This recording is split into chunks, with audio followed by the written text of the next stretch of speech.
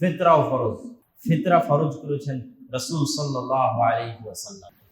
সাদাকাতুল ফিতরের প্রস্তুতি নেওয়া।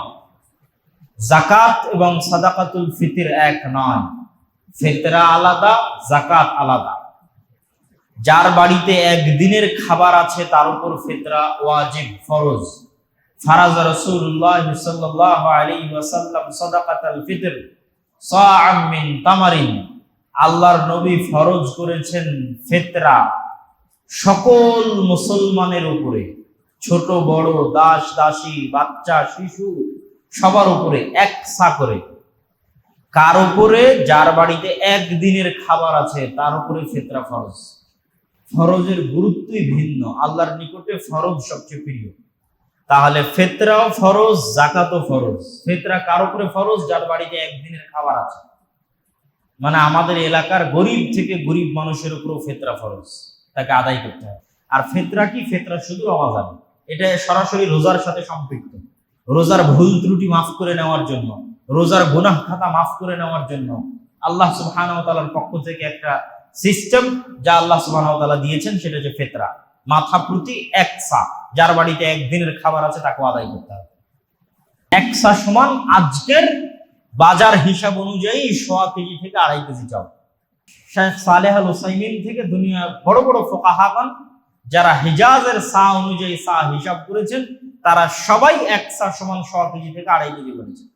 তাহলে 1.5 কেজি থেকে 2.5 কেজি চাউল মাথা প্রতি হিসাব করে ঈদের সালাতে যাওয়ার আগে বের করে দিতে হবে।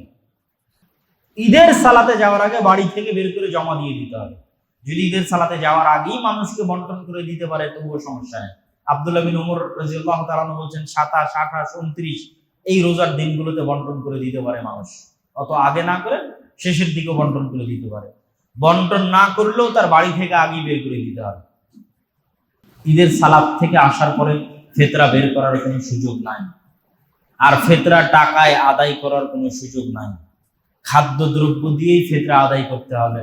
রাসূল সাল্লাল্লাহু আলাইহি ওয়াসাল্লামের যুগেও টাকা ছিল, স্বর্ণ মুদ্রা, রৌপ্য মুদ্রা ছিল। আল্লাহর নবী স্বর্ণ মুদ্রা, রৌপ্য মুদ্রা দিয়ে ফিতরা আদায় করতে বলেননি, খাদ্যদ্রব্য দিয়ে ফিতরা আদায় করতে বলেছেন। অতএব আমাদেরকেও খাদ্যদ্রব্য দিয়ে ফিতরা আদায় করতে হবে। জন প্রতি 1.5 কেজি থেকে 2.5 কেজি, মাথা প্রতি 1.5 কেজি থেকে 2.5 কেজি চাউল দিয়ে ফিতরা আদায় করতে হবে। এটা শুধু রমজানের সাথে সম্পৃক্ত। যাকাত আর ফিতরার মধ্যে আরেকটা বড় পার্থক্য কি? আমরা ইতিমধ্যে 2-3টা পার্থক্য বলে ফেলেছি। ফিতরা যার বাড়িতে একদিনের খাবার আছে, ফিতরা শুধু রমজানের সাথে সম্পৃক্ত। আর যেটা খাদ্যদ্রব্য দিয়ে দিতে হবে, মানুষ এটা টাকা দিয়ে দিচ্ছে, সরাসরি রাসূল সাল্লাল্লাহু আলাইহি ওয়াসাল্লামের সুন্নাতের বিপরীত। ফিতরা আদায় হতে হবে খাদ্যদ্রব্য দিয়ে। এটা আমাদের সমাজে উল্টে গেছে কি? ফিতরা আদায় হচ্ছে টাকা দিয়ে, যাকাত আদায় হচ্ছে কাপড় দিয়ে। আরেকটা বড় পার্থক্য যাকাতের সাথে ফিতরার, সেটি হচ্ছে যাকাত প্রদান করা যায় 8 খাতে, আর ফিতরার একটাই খাত। ফিতরা শুধু গরিব মিসকিনের জন্য, এর আর দ্বিতীয় কোনো খাত নাই। রাসূল সাল্লাল্লাহু আলাইহি সাল্লামের হাদিস অনুযায়ী তু'মাতুল লিল মাসাকিন, শুধু ফকির মিসকিনের জন্য ফিতরা। তাহলে যাকাতের পাশাপাশি সাদাকাতুল ফিতর কি?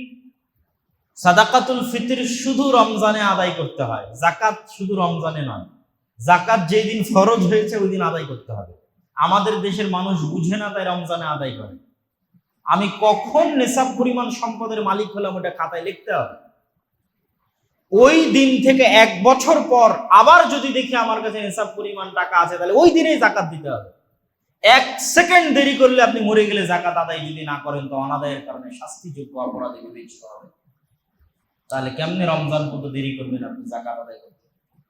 ফরজ হয়েছে আপনার 6 মাস আগে, 3 মাস আগে, আপনি রমজান পর্যন্ত ঠেলে নিয়ে যাবেন, জি না? সালাত আউয়াল ওয়াক্তে কেন আদায় করতে বলা হয়? যে যখনই ওয়াক্ত প্রবেশ করে তখন মানুষের উপর সালাত ফরজ হয়ে গেছে। এখন মানুষ যদি দেরি করে যে আমি আধা ঘন্টা পরে সালাত আদায় করছি, আর ওই সময়ের মধ্যে যদি মানুষ মারা যায়, তাহলে সে 1 ওয়াক্ত সালাত মিস নিয়ে আল্লাহর দরবারে যাবে যে আমার উপর 1 ওয়াক্ত সালাত ফরজ হয়েছিল, আমি আদায় করি। এই জন্য বলা হয় যখনই ওয়াক্ত হয়েছে তখনই সালাত আদায় করো, আউয়াল ওয়াক্তে সালাত আদায় করো, দেরি করিও না। ঠিক যাকাতের ক্ষেত্রে যখনই ফরজ হয়েছে তখনই আদায় করো, দেরি করিও না। জাকাতকে তুমি ঠেলে রমাজান পর্যন্ত নিয়ে যেও না। জাকাত যেই দিন ফরজ হয়েছে ওই দিন আদায় করতে হবে।